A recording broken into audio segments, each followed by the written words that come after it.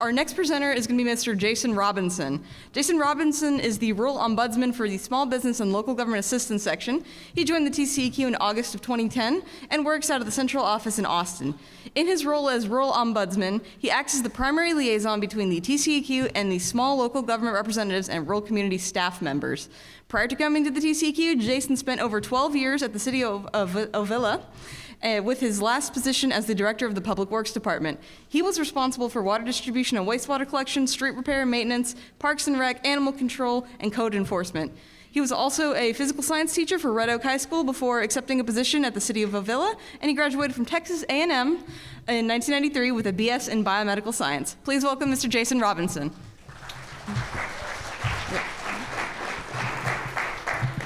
Well, thanks for everybody for attending this morning. I know that there's plenty of other things you could probably do, but I always enjoy this conference. I've been attending this conference for 15 plus years, not just as a TCEQ employee, but also when I was on the other side of the fence doing the things that y'all are currently doing. So as you heard what Catherine said, you know, I was a public works director, but the dog catcher, code enforcement, take care of the streets and everything else. So I do have that boots on the ground experience in a small town, so I can relate to a lot of the different things that y'all do on a day in and day out basis. Say, I work for the Small Business and Local Government Assistance, and you know, I wish I could give you a big old spiel on that, but we are the assistance side of the agency. You know, you call us and ask for help. You know, we're free and confidential. We're not ratting you out if you're doing something wrong. We're trying to help you out, and we want you to move forward towards compliance. But you know, the agency as a whole wants you to do that. So don't hesitate to come and ask questions and get the help that you need. All right. So this presentation is on asset management. We're going to talk about asset management, what it is, and why you need to do it. And with the title Pay Now or Pay More Later, you know, everything costs money, right? I would just want you to understand that, you know, when you're taking care of your water system, you know, you've got to invest in it to make sure it's sustainable long term. So that's what we want to talk about.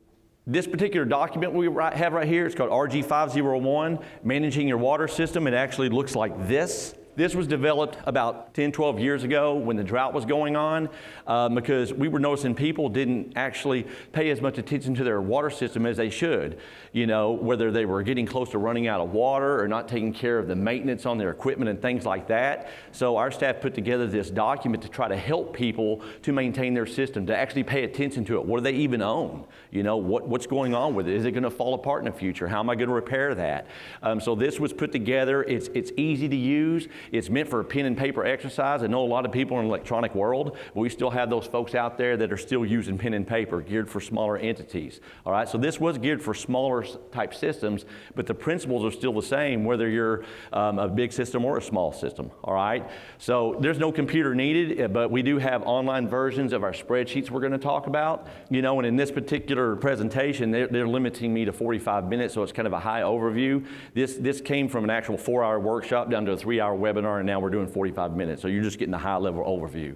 But you can talk to me later if you want to. So this is what this guidance document entails. We're going to talk about the highlighted part, the asset management, what it is, why you need to do it, and hopefully you'll go out and do it if you're not already doing it. It's basically what do you own, what do you need to own, what's falling apart, what am I going to repair and replace, and where am I going to get that money?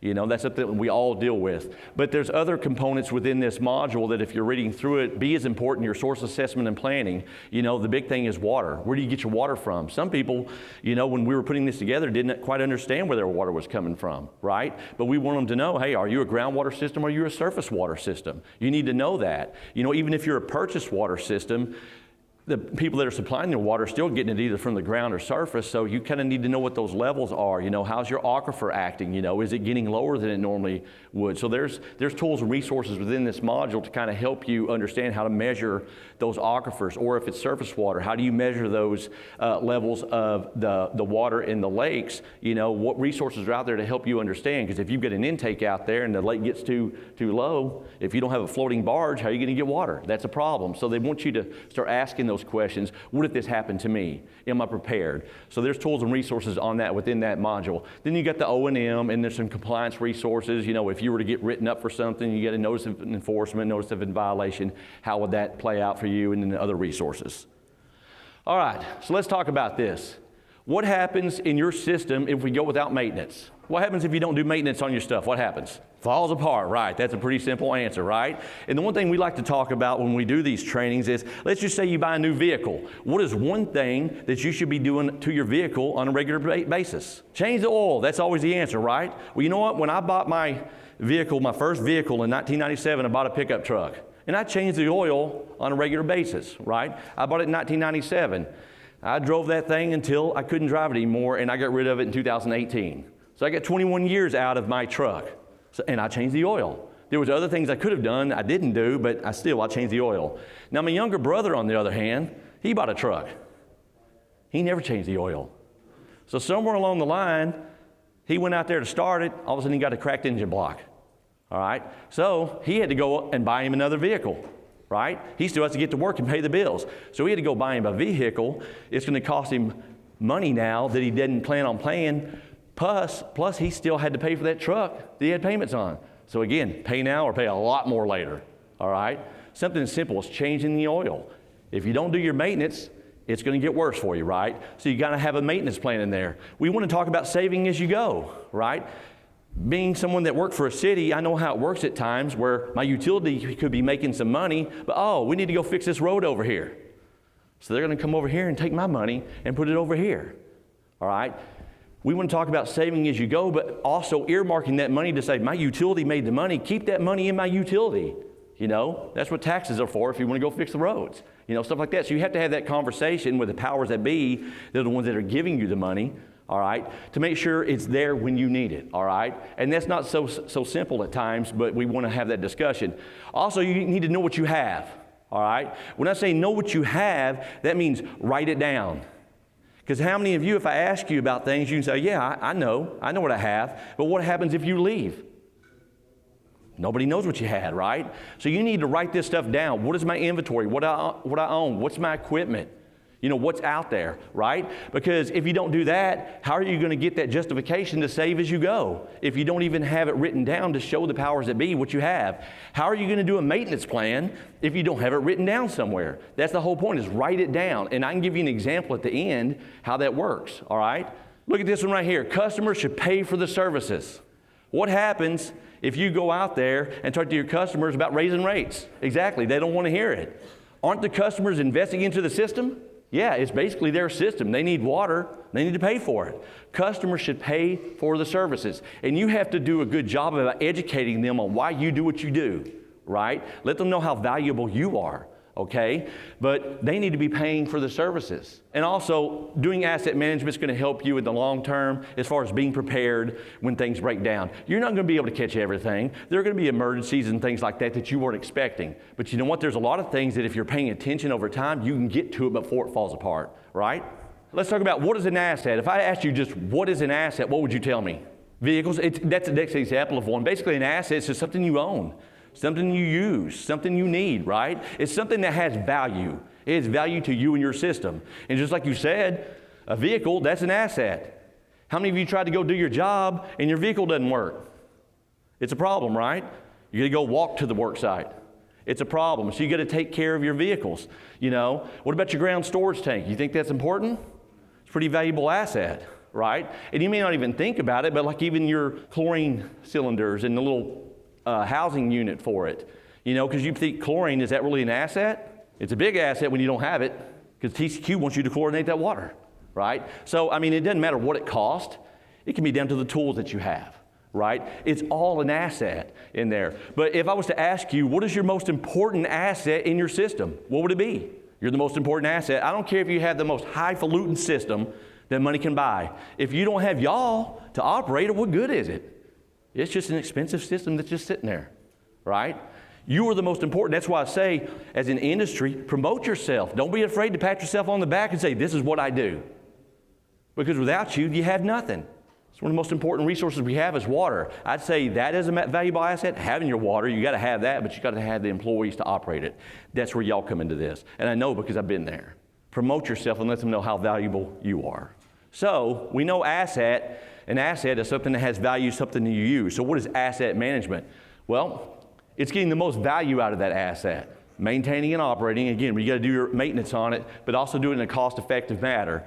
Because isn't there a point where you have a piece of equipment and you know you're just throwing money at it, but it's a waste of time because you're spending way too much money on it when you probably should just replace it? All right? And I've been in those positions where I had to go to my council and say, hey, I need this, or I need that. And they're like, we're not going to give it to you. I'm like, yeah, but we're spending this much money on it. And they're like, too bad. And then a year later, it falls apart just like I said it was going to happen. And they didn't give me anything, right? But that's where asset management is important, because if you're writing these things down and showing this is how much I spent on it, I've been doing all my maintenance on it, and this is what it's costing me, that is a tool and a resource to hand over to them and going, this is what I'm spending all the time. And you have to tell them, because I talk to operators and they'll say, well, my council or my board, they won't give us any money. I'm sure that y'all have heard that too. Well, guess what? If you don't tell them what's going on and something happens, what are they going to tell you? Why didn't you tell me? Give them the information. That way it's all for you. You give them the information, and if they don't want to do anything about it, that's on them. You did your job. But you know what? If you keep asking, someone might actually say yes. If you don't ask, you don't get, right? You got to tell them. Because in the end, you're paying now, you're going to pay a lot more later. Again, my truck lasted 21 years. My brother's paying a whole lot more because he didn't change the oil. Either way, you are going to pay, right? So why do we want to do this? We know what an asset is. We know it's something you want to get the most value of it. Why do we want to do it? And I think y'all know. Number one, increasing demand. Y'all live in Texas. Are we having a population growth problem? Yeah. Yeah, people keep showing up for whatever reason. You got to be ready for them. You got to be able to supply that water because they're showing up. Dwindling funds. How many of y'all have a money tree out back? Because if you do, tell the person next to you, because I'm sure they're going to want to come over to your place. We all have a challenge with money, right? Whether it's your utility or even in your own personal finances, right? We're all affected by this. Money is always an issue. It's always an issue. But again, if you're going to go ask for money, you better have your plan, you better have your inventory, you better know what's going on with your stuff before you go ask, right? Dwindling funds is a challenge. What about aging infrastructure? How many of y'all with your water lines in the ground have been getting better over time? No, it doesn't get better over time. It doesn't. It falls apart, right? And you're going to have to replace it and do repairs. And the problem with like the water stuff, a lot of it's underground. You don't see it. I know from working for a city, they see the park. They want to get a gazebo. They want to do this and that because they see it. They don't see what's underground, and it's falling apart. But you got to take care of that, and you got to justify where you're going to do it. And I've heard that if you go look at the national scale on the aging infrastructure, it's the billions and the billions of dollars that you would have to spend just to replace the current setup, right? That's not talking about the growth aspect of it. That's just the current setup. So it's a problem. And if I was to ask y'all, how many of y'all have water lines that are at least 50 years old? 75 years old? When we did these workshops a number of years ago, we would ask that. I know two particular systems that had lines from the 1800s. Made out of wood, the hollowed out logs. Well, guess what? They got their useful life out of that, They did, But made out of wood, that's crazy, And I think our oldest were like from the 30s or whatnot, but then a lot of those have been changed out. But aging infrastructure, that is an issue, and everybody is affected by this. No past planning. Again, you go talk to your counselor, you talk to the board, and I'm not giving you nothing. So there's a lot of people just kick the can down the road and we're all paying for sins of the past. That's just kind of how it works, right? But eventually someone has to step up and make a decision. And I talked to a city manager. He got a hold of this and he said, you know what? I'm the city manager. I'm going to go tell my council. He goes, because on my watch, I'm not going to be left holding the bag. I'm going to tell them. And it was a town of 5,000 people. They did the evaluation. They needed $48 million for their upgrades for the water system. A town of 5,000 people. Because no one had anything for 30 or 40 years. But then the citizens, and remember we talk about rate stuff, nobody wants to do rates. The citizens came up and were like, why didn't somebody say something about this sooner? It's a problem.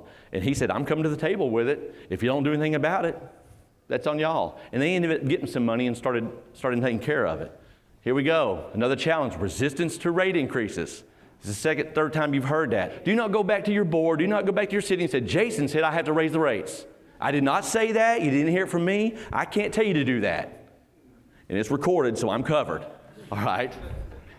But in life, the price of doing business goes up, right? It goes up. So that may be something you have to do. And here's the deal with rate increases. If you go ask to get a rate increase, there is that resistance, whether it's from your council. I know you said they're going to get ticked off, your citizens. But here's the deal.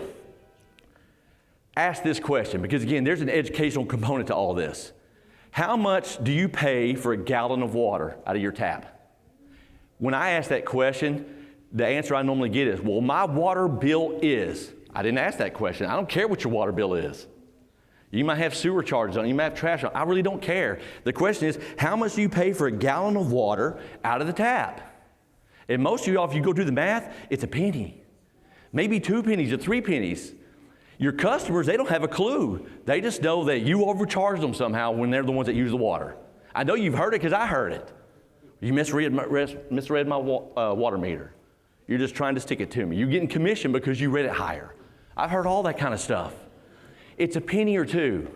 Educate them so that they understand, and then promote yourself on, hey, we have a pretty cheap resource that we're using over here. They don't get it because ask them how much they pay for gas. They know, right? What do they pay for a gallon of milk? They know, right? They know what they pay for a loaf of bread. How much do they pay for that 8-ounce bottle of water right there, like that Coke or whatever? They don't have a problem walking into a store and paying $1.50 for an 8-ounce bottle of water. They don't even think twice about it. But how much they pay for a gallon of water out of the tap? Use it as an educational tool so that they understand. That's going to help you in the long run when you're trying to go ask for these things, all right? What about this one? Loss of knowledge when personnel retire. How many of y'all have at least 5 years of experience? 10? Hands are staying up. 15? 20? There's a lot of knowledge in this room right now. And I figure some of y'all plan on retiring pretty soon. But that's an issue. When the folks leave, the knowledge goes with them. If you at least write some things down, it might stay there and you might be able to utilize it. You're not going to get it all, but you know what? If it's up here, it walks out the door. Because I know when I left the city, I was still getting phone calls.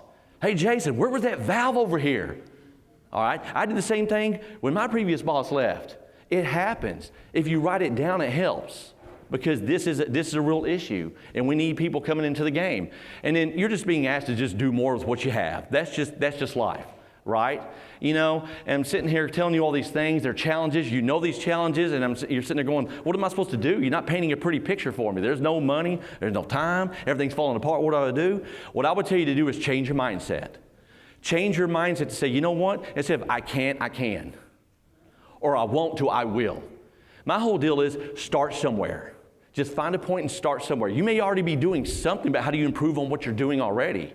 Some people haven't started at all or haven't even thought about it. They're just kind of just going along with the flow, doing as little as possible because they don't know what else to do. All right? But you want to extend the life of an asset. How can you make that asset? How can you make that equipment, whatever you're doing, how can you make it last longer? What kind of repairs can you do? Have you done the maintenance on it to even know what your trouble spots are? All right? Optimization. You know, is there a process that you can change? You know, I hear people all the time talking about their meters, right? That's your cash register, right? You know, we had meters that were in the ground for 50 years. I'm losing money. You know, you have to evaluate those things. So, you know, as a system, do you say, well, you know what, I'm going to keep doing manual read, or do I need to invest in the automatic? Do the math and see if it makes sense long term. You have to look at those things. How can you make it better? And again, maintenance. You know, I think we all know you should do maintenance, but is it written down? Because if you don't write it down, then you didn't do it. And you know that's how it works when the TCQ shows up. If they will look for documentation, don't tell them you did it. They want to see the paperwork. Write it down. How's it any different for your stuff? If you're going to do the maintenance, you will probably do the maintenance if you actually write it down and have a schedule. If you don't write it down, you're probably not going to do it. All right, it'll be more reactionary.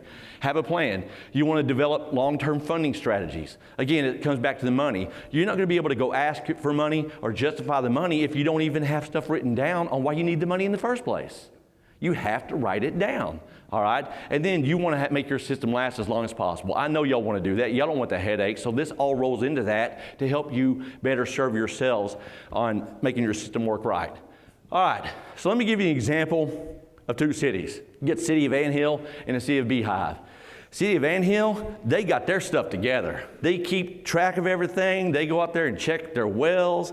They write everything down. So they know, based on their experience, they're going to have to replace their well pump in 10 years. So what do? They start saving money, putting it back. They get it earmarked, get approval from their board, and they have that money ready to go. So when it's time to replace it, they go out there, they have the money, get it replaced, no harm, no foul. Nobody knows what's going on. Then you got Beehive. They don't know what's going on. They show up to work. They know they got a well. They go look and see how much water they use, check the chlorine. That's about it. They don't know how old it is or anything. But you know what? It's Christmas morning, 2 o'clock, and the phone call comes in, because it always happens on the holiday, right? Or on the weekend when you got plans. It always happens that way, guaranteed. So 2 o'clock in the morning, here comes the phone, because this happened to me. So I know I had those 2 o'clock in the morning on Christmas morning phone calls. It breaks, you come out there and you're like, oh man, I got a problem. And you're like, I need to get me another pump. Where's my vendor at? Oh, it's Christmas. They're probably not going to answer the phone. So you're going through your stuff to finally find somebody. They answer the phone and said, yeah, I'll help you. But guess what? It's Christmas. I'm going to miss time with my family. It's going to cost you a little bit extra. But they're going to be on their way. They're going to show up. But during that time when you're stressing, waiting on him, Betty Bob Sue down the road is waking up, and it's Christmas morning. And the kids are getting up, want to look at the presents and stuff, and the relatives are in town. They need to get the pot of coffee going. But guess what? They can't have their coffee, right? There's no water. You're getting a little irritated, because how many of y'all get irritated when you don't have your coffee? No different for Betty Bob Sue, right? She's getting irritated because she ain't got her coffee. And the relatives are getting up, and they want their coffee too. Now they can't flush the toilets either because they're going to run out of water. So everybody's getting irritated. So what does Betty Bob Sue do? She calls the city.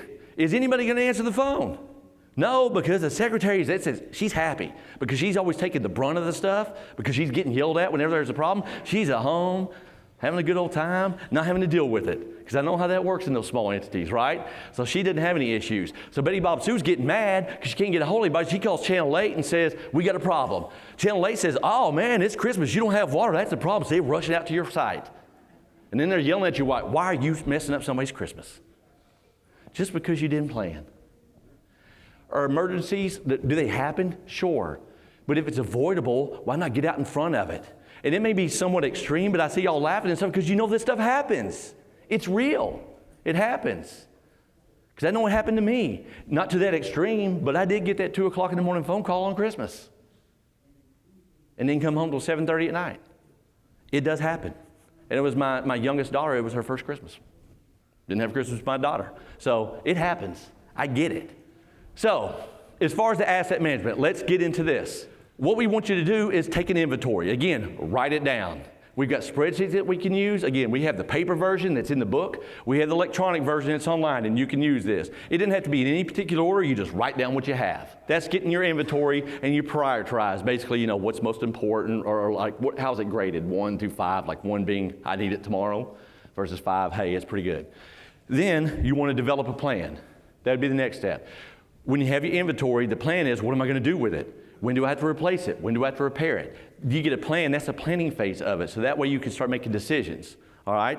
Why do we want to do this? It's going to help you with budgeting. How many of y'all have thought, hey, I needed something, and you forgot to put it in your budget, and then you need it, and you didn't budget for it, and then we're not going to give you the money? I've had that happen to me because I didn't write it down. If I wrote it down, hey, I need this in the future, it'll be in my budget when I turn it into my council. I've messed up on that sometimes. So you need to write these things down. But also, it helps you across city departments. It can help you if you have a utility that's in a county area. Because here's what happens.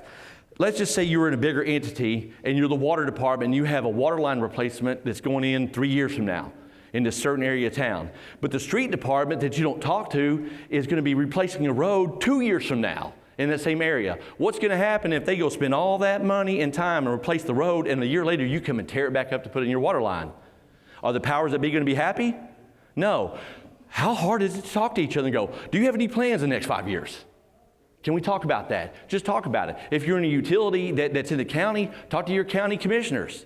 Maybe they have plans. They do road and bridge stuff all the time. Find out what their plan is and see what your plans are and just talk to each other. It's just a little communication.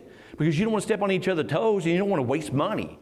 It helps. See, for me, it wasn't so bad because I was the street department and the water department. All mine worked together. I just talked to myself. All right? It worked. All right, but again, that's the planning aspect of it. And then it also is going to help you if you write it down, your budgeting, hopefully you have the money there when you need it, right? Save as you go.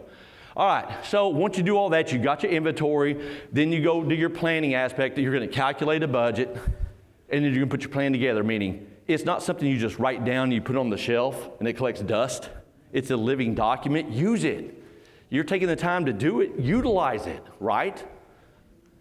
All right, this is what the spreadsheet actually looks like that we have online. So it's a demo copy, and if you were to go look at the numbers that we put in there, they probably wouldn't line up because this is a made-up system that we had just for training purposes, but it's helpful. That is the one that's actually in the book that you can photocopy it, do what you want with it. This is the electronic version that we put together. So what you would do on here, you're going to go out and list all your stuff. You know, what do you own? You know, do you have multiples of it? What's your expected useful life, the age? And then it's going to calculate for you how many years you have left over and when you have to replace it. And in the end, you put how much is it going to cost me to replace that, and just put all the numbers in there, right? And then on the planning aspect, you would put it in here, and it's going to be your high priority items first. You'll take your inventory sheet, you move it over and say, hey, I need this. I needed it yesterday, so I'm going to put it at the top. And you do the same thing, and you have to make a decision on where you're going to replace it or repair it. But when you get to this page, since it's the planning page, let's just say you see on the third line says well behind ball field number 3. Okay, on our inventory page, we had our well that says, hey, we need to replace it in 3 years. It's going to cost us $350,000. All right, but we get over here on the planning side and we said, you know what? We think we do a little rehab on it. We're going to buy ourselves some time, so it's only going to cost us $75,000. But here's the deal. If we know it's going to be a problem in the future, do we still need to plan for it? So down at the bottom, we put well number 2. You might as well put that money on there and start planning. So you can do the rehab, but you still have to account for things in the future. And that's the difference between your inventory, what you have, versus what you need. All right? And what's going to happen is going to calculate at the bottom how much for all the stuff that you're going to do. And your list is going to be a lot longer than ours. We just couldn't fit it all on here for training purposes. But that number in the bottom is going to tell you, this is what I need to put back every single year to be able to do the things I need to do in the future. That's that whole save as you go and get it earmarked to say, hey, I need this much money, council, board, whatever. How do we do this to where I can put back this much money every year? So when I have to get to these years that I need it, it's there, all right? And then you have a budget. Y'all probably have your own budget stuff set up, but the idea on your budget, money in, money out. Do you have anything left over? That's the goal, is to have money left over. And then for, if you were to keep looking at the spreadsheets, there's others that kind of give you a 5-year plan. And for people who like graphs and charts, that's all included within our spreadsheet. So if you're looking at it, you can do that. We're not going to get into all that right now. So let's go ahead and talk about, now that we've gone through the asset management, again, this is the basic stuff. I wish we could do the full-fledged workshop. But you put your plan together, you got your inventory, we know what we have, we know what we need in the future. What do you do now? Again, create reserve accounts. I said save as you go, right? You get it earmarked to say we're going to start putting that money back every year of what we need, and it's going to be there when we need it. And I know people have done it because I've talked to people who have done this, and they started putting it back, and then when something came up, it was there. They had it ready to go. It's just you're going to have to get that buy-in for it. Forming partnerships. That might be something as simple as, hey, I can't afford to get this piece of equipment, but the neighboring utility down the road has it. Maybe we can have some kind of interlocal agreement to share some things. There's even been situations, I know there was one out in West Texas at some point, where you had a surface water facility, and you had a bunch of groundwater systems that were having problems because the aquifer levels and stuff like that, where you had one that was like, hey, maybe they're so far away they would like to connect to the surface water plant, but they can't afford it. But if you're in an aquifer and there's 3 other systems in between you and them that they're probably having the same problems, talk to each other. And I think what happened there is they formed partnerships, said, hey, let's all come to the table and go talk to the surface water facility, and then they were all able to kind of split the cost on things. You know, so there may be ways to do it if you talk to your neighbors, communicate, find out what's going on with them. Consider rate increases. We have that again, right? It keeps showing up again. Didn't tell you to do it, but it's inevitable. I think that people are going to have to do that at some point, right? I mean, it's like the cost of doing business. It doesn't go down over time. And then you can consider applying for loans and grants. If your rate structure is set up the right way, maybe you don't have to. You know, and the problem with the rates is people have waited so long to do it that when it's time to actually do it, it's like sticker shock. But you know, I kind of equate it to if you did it like every year or two, it wouldn't be so bad and they can accept it. Because I know when I was in high school, I used to go get me a burger or whatever, and it'd be like $4.50, right, for the burger. I go to that same place now, it's like $9.50. If it went from 450 to 950 in a day, I'm not going there. But over 30 years, nickel here, a dime here, a quarter here, you don't notice it as much. And then if your rate structure is set up that way, that might be an easier pill to swallow for people too. But again, if you can get loans and grants, that can be helpful. All right, so asset management, it never stops. Once you start it, it never stops, because when you buy something, you put something in the ground, are you gonna have to replace it eventually? Of course you are. So once you do it, you get your inventory, you prioritize it, what's more important, what am I gonna have to replace? You get your plan together, you budget appropriately, and then you implement it. Again, you don't just put all this stuff on the shelf and leave it there. You're actually going to do something. And it never ends. It just continues on, because the minute you put something, if you go buy something and replace it on your plan, you better put it in for the next one, because you're going to have to replace it again. It never stops. And that is asset management, right? Just in a nutshell. It's not the big full-fledged thing. If you can get some people to go in here and work with you on it, but it's not the full-fledged thing, but that's basically how it works. I'm going to give you a little story of how it worked for me, and I didn't even know the term asset management. When I was working for the city, I always tell people you could find us because you'd find the potholes, right? Everybody knew our roads were bad.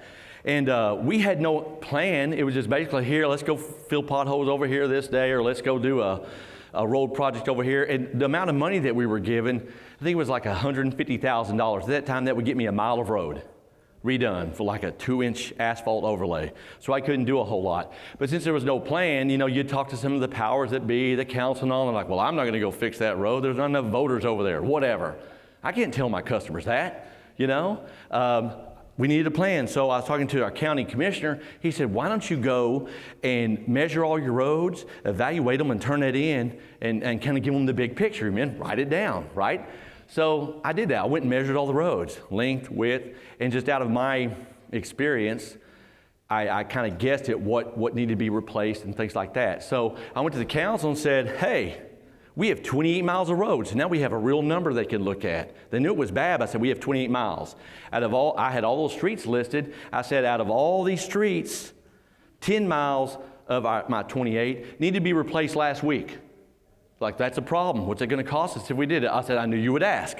So I have what's chip and seal. This is what it's going to cost. Here's what it costs if I use asphalt overlay. Let's not talk about concrete because we can't afford it. All right, so I put it all out there. And they were like, oh my, this is going to cost us a lot of money. But you know what they need to know, right? Well, they started a little road committee, and I left and came to the TCEQ in 2010. Well, county commissioner a year or two later calls me up.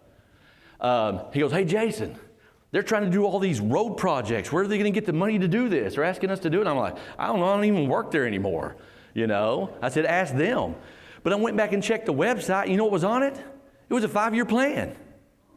There was nothing on there before. And they had all the information that I had actually given them, the previous projects that we were done. And you could look on there and go, hey, whatever street's going to get done 2 years from now. And they had it all listed. Were they going to do like a seal coat, or was it going to be total replacement? I was like, well, that's kind of cool. All I did was write it down. I wrote it down. I didn't get to take it to the end, but I wrote it down. You had to start somewhere. But it's kind of cool because I wrote it down. Somebody else picked it up and took it. And now they've expanded on what they're doing. They've even split up. Instead of just having a public works, they even have a street person now, that's over that. So it's kind of cool that they've gone that direction. All I did was write it down. And that's what I'm telling you to do, is write it down, because you got to start somewhere, right? As far as the helpful resources, again, I told you, we have the guidance document. The spreadsheets, they're electronic as well, but there's a PDF version. You can see how we filled it out, so that's beneficial to you. Other resources that are available, y'all have probably heard this a bajillion times. Our financial, managerial, and technical assistants, they want to help you do things. It could be any number of things that are associated with your system, but they can talk to you about asset management type stuff. I also mentioned the Public Utility Commission, and there's others that can do this. Sometimes they'll help you with rate studies. Sometimes there might be an opportunity for a free rate study, depending on the size of your system, if you're small, and that can be beneficial. And then TWIC, the Texas Water Infrastructure Coordination Committee, everybody's looking for funding. I know they've had workshops and things on this. That's kind of one of our defaults, that if someone's looking for money, we'll send them to TWIC, because that's one-stop shop. I don't know what all the funding agencies have to offer, but you can go and check it out, and let them as a group collectively look at your project. It's only a 2-page form. Fill it out and let them tell you what you might qualify for. You could even get on their agenda to even go in person and talk to them. And I've had people do that because you get in the room with them, you can exchange business cards and talk to people and get something figured out right then. So that's a great resource to have, is to talk to those folks. All right, Texas Water Development Board, for those that have leaks and all, they do have leak detection equipment that you can access. You know, because we didn't have any ourselves, but they have it and you can borrow it. I think all you have to do is pay for the shipping and handling back and forth if it's available. And here's what I want to mention, this asset management for small systems. Pre-COVID, we were talking to the Water Development Board and working with them, and they were doing a pilot project utilizing our guidance document. Because we have this for wastewater systems too. So they were doing a pilot project for this water and wastewater system to see how they could help them develop asset management, and they got some funding for it. Well, a number of years ago, they made it more formal, so they're offering up to $100,000 grant money to small utilities. I think it's 10,000 population or less and 5,000 connections. I think they give 10 water and 10 wastewater. All right, they just opened up the application period, I think last week, and it's good for, I think it's good through September. All right, so I always encourage people, sign up for the Water Development Board email alerts so you get these alerts when they come out, because I got mine last week. I'll send it to you if you want me to email it to you so you can do it. But there's an opportunity for up to $100,000 to help you develop an asset management program. The money actually goes to the vendor, so they're doing all the work, and then it comes down there and it helps you out to help develop that. So if that's something you're interested in, sign up. If you don't get it this year, sign up anyways, you know, because you get points for the next year when you try to apply, all right? And that's me, and I'm going to be down there in booth 96. I'll be down there the rest of the day, so if you've got questions, come and ask me. Y'all any questions for me right now? As far as the budgeting goes, and when you're kind of planning that out, is it best practice to kind of, you know, I need a well pump. Do you look at 3 and then take the average, and then, you know, let's say you need it in 10 years. Are you multiplying it by some kind of equation to like what it will be in 10 years? Because it will not go down. What we do on, like on the inventory sheet, when you were actually doing the planning, we say, what is it going to cost you today if you were to buy that pump today?